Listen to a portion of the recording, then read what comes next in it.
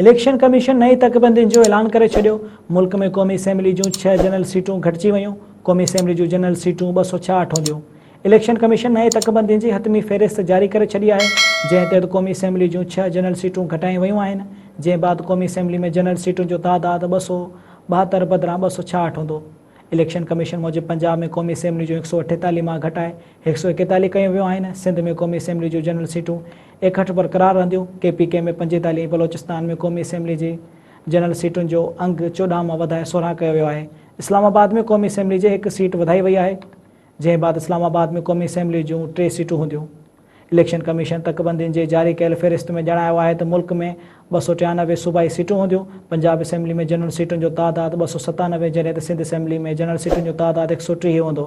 Election commission मूजिबि KPK assembly में 115 general सीटूं हूंदियूं, जॾहिं त बलोचिस्तान असेंबली में जनरल सीटुनि जो तादाद 51 हूंदो।